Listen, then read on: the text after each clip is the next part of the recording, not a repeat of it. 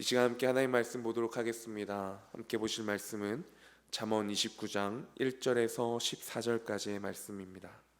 자주 책망을 받으면서도 목이 곧은 사람은 갑자기 패망을 당하고 피하지 못하리라. 의인이 많아지면 백성이 즐거워하고 악인이 권세를 잡으면 백성이 탄식하느니라. 지혜를 사모하는 자는 아비를 즐겁게 하여도 창기와 사귀는 자는 재물을 잃느니라. 왕은 정의로 나라를 견고하게 하나 뇌물을 억지로 내게 하는 자는 나라를 멸망시키느니라. 이웃에게 아첨하는 것은 그의 발 앞에 그물을 치는 것이니라. 악인이 범죄하는 것은 스스로 올무가 되게 하는 것이나 의인은 노래하고 기뻐하느니라. 의인은 가난한 자의 사정을 알아주나 악인은 알아줄 지식이 없느니라. 거만한 자는 성읍을 요란하게 하여도 슬기로운 자는 노를 그치게 하느니라. 지혜로운 자와 미련한 자가 다투면 지혜로운 자가 노하든지 웃든지 그 다툼은 그침이 없느니라. 피 흘리기를 좋아하는 자는 온전한 자를 미워하고 정직한 자의 생명을 찾느니라. 어리석은 자는 자기의 노를 다 드러내어도 지혜로운 자는 그것을 억제하느니라. 관원이 거짓말을 들으면 그의 하인들은 다 악하게 되느니라. 가난한 자와 포악한 자가 섞여 살거니와 여호와께서는 그의 모두의 눈에 빛을 주시느니라. 왕이 가난한 자를 성실히 신원하면 그의 왕위가 영원히 견고하리라. 아멘. 우리는 계속해서 매일 성경을 통해서 이 잠언의 말씀을 보고 있습니다. 다음 주까지 우리가 잠언의 말씀을 보게 될 텐데요. 이 잠언에서의 큰 특징, 계속해서 반복되어졌던 내용이 있다면 무엇입니까? 하나님을 경외하는 자와 어리석은 자, 의인과 악인, 이러한 대조 속에서 많은 말씀들이 진행이 되었지요. 오늘 본문도 그런 맥락에서 볼 수 있을 것입니다. 저는 1절부터 6절까지 나오는 이 어리석은 자들, 악인들의 모습들 가운데 이들에게 여러 가지 특징들이 있을 수 있겠지만 오늘 본문 속에서 1절 말씀에 목이 곧은 사람이라는 특징 속에 이 어리석은 자 또는 이 악인의 모습을 한번 봐보았습니다. 일단 1절에서 보이는 이 목이 곧은 사람은 무엇을 말합니까? 자주 책망을 받지만 그것을 받아들이지 않는 사람들이시요, 계속 자기 마음대로 하는 것입니다. 고집을 피우는 사람들입니다. 그리고 이들이 어떻게 된다라고 1절에서 말씀합니까?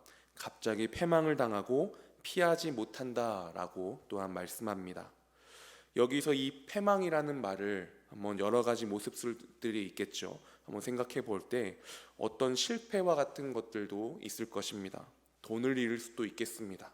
그리고 여러 가지 모양의 그렇게 이 패망의 모습들이 있겠지만 자주 책망을 받으면서도 목이 곧은 사람이라는 말을 생각해 볼 때 가장 큰 것은 이 관계에서의 패망이 아니지 않을까 한번 생각도 듭니다. 한 사람이 잘못된 길로 나아갑니다. 때로는 공동체에서 다른 길로 나아갑니다. 그러면 누군가가 혹은 배우자가, 가족이, 이웃이, 목장원이, 교회 식구들이 책망을 합니다. 여기서 책망이라는 것은 그냥 비난을 하는 것을 가리키는 것이 아니겠죠. 사랑의 마음으로 돌이키기를 바라면서 사랑으로 그 사람을 위해 말해주는 것을 말하고 있습니다. 그렇게 책망을 하지만 듣지 않습니다. 그때 끝까지 우리가 포기하지 않고 사랑으로 함께하며 도와주면 참 좋은데, 많은 경우 이 사람들은 그러한 목이 곧은 사람을 떠나고는 하는 것 같습니다. 말을 해도 안 듣는다는 것이죠. 그리고 변하지 않아서 함께하는 내가 힘들다라는 거예요. 그러면서 그 관계에서도 패망의 모습으로 나아가는 목이 곧은 사람의 모습이지 않을까 생각해 봅니다. 그리고 이러한 목이 곧은 특징을 가진 이 어리석은 자, 악인이 리더로서 권세를 잡으면 2절 말씀에 기쁨과 즐거움이 아닌 백성이 탄식한다라고 말씀합니다. 목이 곧은 사람은 자신이 그 안에서 중심이 되어 있다 보니까 그런 것이겠죠. 그리고 자기가 중심이 되어서 탐욕을 따라 살아가다 보니까 3절 말씀에 창기와 사귀는 자, 세상을 쫓아가는 자가 되게 됩니다. 또 4절에 뇌물을 억지로 내게 하는 자는 나라를 멸망시키느니라 라고 말씀하고 있죠. 뇌물을 억지로 내게 하는 자, 탐심이 가득한 자 아니겠습니까? 5절 말씀도 마찬가지입니다. 이웃에게 아첨하는 자, 마찬가지겠죠. 악한 자로서 하나님을 경외하는 그 지혜가 없는 자로서 이러한 길을 갔다면 그 길 가운데 여러 책망들 가운데서 돌이킬 수 있어야 하는데, 돌이키라는 그 책망을 들을 수 있는 그 귀가 있어야 하는데, 목이 고든 자로서 고집부리며 돌이키지 않고 계속해서 정말로 나아가야 할 방향과 반대로 나아가는, 그 길로 나아가는 불쌍한 자들이 우리 주변을 돌아볼 때 얼마나 많은지 모르겠습니다. 이러한 모습을 묵상해 보면서 하나님께서 나에게 말씀하시는데 내가 듣지 못하는 것은 또한 무엇이 있는지 한번 돌아보게 됩니다. 그리고 말씀하셨는데도 듣지 않고 순종하지 않고 있는 나의 모습이 있다면 그것은 무엇인지 한번 또 돌아보게 됩니다. 사람을 통해서, 교회를 통해서, 무엇인가를 통해서 나에게 책망하시고 또 돌이키라 분명히 그것들 가운데 말씀하셨는데, 목이 고든 자로서 그 말씀을 듣지 않고 있는 저들의 모습뿐만이 아니라 나의 모습이 무엇이 있는지 돌아보는 것이죠. 요즘 TV 프로그램들을 보면은요, 이 장사하는 것부터 이 강아지를 이제 키우는 것 등 이 전문가가 나와서 이 사람들을 책망하면서 그렇게 하면 안 됩니다, 이렇게 해야 합니다 가르쳐주는 이 프로그램들이 있죠. 그러면 이 사람들이 때로는 화도 내고요, 여러 가지 모습으로 그렇게 가르침을 주는데요, 무엇을 말하든지 신뢰를 하더라고요. 그리고 듣고 행합니다. 부족해도 열심히 따르려고 노력합니다. 그렇게 자신의 잘못을 인정하고 이전의 잘못에서, 그런 모습들에서 돌이키죠. 그런데요, 우리는 하나님의 말씀을 그 전문가의 코칭보다 신뢰하지 못하고, 그 정도도 따르지 않고, 그 정도도 나의 잘못된 길에서 돌이키지 않는 목이 고든 자로서의 모습을 우리가 볼 수 있지 않습니까?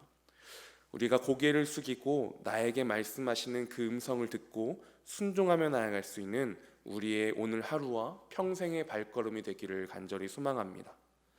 1절부터 6절까지 제가 만난 하나님의 모습은 우리가 목이 고든 자를 패망케 하시는, 그렇기에 우리가 말씀을 듣고 순종하는 자로 나아오기를 원하시는 하나님의 모습을 저는 보았습니다. 그리고 반대로 목이 고든 사람이 아니라 삶 가운데 나에게 말씀하시는 그 하나님의 음성을 들을 줄 아는 자, 그러한 지혜로운 자의 삶은 어떠합니까? 우리가 들을 줄 알고 또 돌이킬 수 있는 자이다 보니까 중심이 내가 아니라 말씀을 따라 하나님의 마음과 시선으로 나아가다 보니까 7절 말씀에 가난한 자들, 도움이 필요한 자들에게 들어주고 도와주는 지혜가 있는 것입니다. 8절에는 그들이 노를 그치게 한다라고 말씀합니다. 10절에 생명을 찾는다라고 말씀합니다. 11절에 어리석은 자는 자기의 노를 다 드러내어도 지혜로운 자는 그것을 억제하느니라 라고 말씀합니다. 이것들이 무엇을 의미합니까? 본문 속에서 볼 수 있는 그 인간의 모습, 세상 속에서 이 피스메이커로 화평케 하는 자로 살아가는 지혜 있는 자의 모습을 우리가 본문 가운데 볼 수 있는 것이지요. 하나님의 마음과 말씀으로 내 삶이 채워지면 목이 고든 사람이 될 수가 없는 것입니다. 그러다 보니까 중심이 나 자신이 아닙니다. 그러다 보니까 옆에 있는 사람들을, 우리의 이웃들을 돌아볼 수 있습니다. 삶을 살아가다 보면 화나고 어려운 일들이 참 많이 있죠. 그러나 그 가운데 이 11절 말씀처럼 그것을 자제할 수 있는 것입니다. 자제하고 오히려 다른 이들의 노까지 그치게 하며 어렵고 힘든 자들을 돕는 것을 비롯해서 사람들에게 피스메이커, 이 화평케 하는 자로서 그 삶을 살아가는 것이죠. 우리가 이러한 모습 가운데 함께 기도하며 나아가기 원합니다. 함께 기도하실 때에 주님, 나에게 말씀하셨고 말씀하고 계심 가운데 내가 듣지 못하고 있는 것, 내가 듣고도 돌이키지 않고 있는 것, 내가 순종하고 있지 않는 것, 그것들을 보게 하시고 듣게 하여 주시옵소서. 목이 고든 자가 아닌 나 중심에서 돌이키고 하나님 중심으로 이웃을 살피며 화평케 하는데 귀하게 사용되어지는 나의 인생이 되게 하여 주시옵소서. 이러한 고백으로 오늘 이 시간 함께 기도하며 나아가기 원합니다. 함께 그렇게 결단하며 기도하며 나아가겠습니다.